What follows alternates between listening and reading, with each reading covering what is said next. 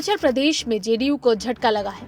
उनके 6 विधायक बीजेपी में शामिल हो गए हैं। इसको लेकर अब बिहार में भी सियासी पारा चढ़ गया है। आरजेडी नेता और लालू प्रसाद यादव के बड़े बेटे तेज प्रताप यादव ने इस मुद्दे पर प्रतिक्रिया देते हुए कहा कि जेडीयू का जल्द ही बिहार से भी सफाया हो जाएगा। पार्टी पूरी तरह से टूट गई है। इस बार विधानसभा में इनकी पार्टी आधी सीटों पर सिमट कर रह गई है। तेज प्रताप ने कहा, शुरू से ही उनका सफाया हो रहा है।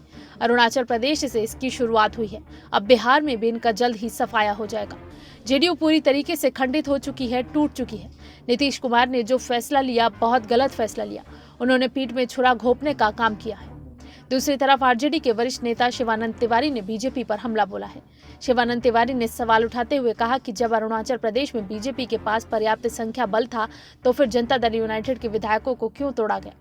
शिवानंद तिवारी ने फेसबुक पर लिखा, बीजेपी को विधानसभा में खासा बहुमत था, फिर उसने नीतीश कुमार के विधायकों को क्यों तोड़ा। बीजेपी के इस कदम का क्या अर्थ निकलता है? क्या माना जाए कि बीजेपी ने नीतीश से पुराना हिसाब चुकाना शुरू कर दिया है? जाहिर है, बिहार में नीतीश कुमार के नेतृत्व में एनडीए सरकार को बने 1.5 महीना हो चुका है। आरजेडी लगातार मुख्यमंत्री नीतीश कुमार पर हमला कर रही है। आरजेडी नेता तेजस्वी यादव ने अपने पार्टी कार्यकर्ताओं से सोमवार को मध्य अवधि चुनाव की तैयारी में जुटने का आह्वान करते हुए कहा कि जोड़ तोड़ से बनी नीतीश सरकार अपना कार्यकाल पूरा नहीं करेगी और 2021 में कभी भी चुनाव हो सकते हैं, जिसके लिए हमें तैयार रहना होगा। इतना ही नहीं, तेजस्वी मकर संक्रांति के बाद बिहार में धन्यवाद यात्रा निकालने का ऐलान कर चुके हैं। इसके बाद सवाल उठने लगा है कि क्या बिहार में जल्द ही टूट जाएगा बीजेपी और जेडीयू का गठबंधन।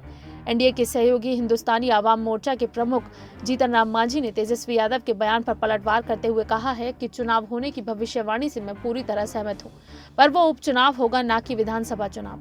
आरजेडी और कांग्रेस के कई विधायक हमारे साथ हैं, इन सभी के हमारे साथ आने पर तो उपचुनाव होंगे ही। मांझी ने कहा है कि 14 जनवरी तक इंतजार करें और फिर देखिएगा कि किन किन सीटों पर उपचुनाव होंगे। बिहार विधानसभा चुनाव में इस बार जिस तरह के नतीजे आए हैं, उसमें एनडीए को बहुमत से महज 2 सीटें ही ज्यादा मिली हैं।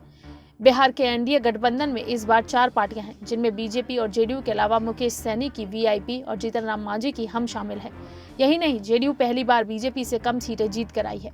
वहीं तेजस्वी की अगुवाई वाले महागठबंधन के पास कुल 110 विधायक हैं, जबकि एआईएमआईएम के 5 और बाकी दलों से 3 एमएलए जीत कर आए हैं। ऐसे में कुछ विधायक इधर से उधर हुए तो बिहार का समीकरण ही बदल सकता है।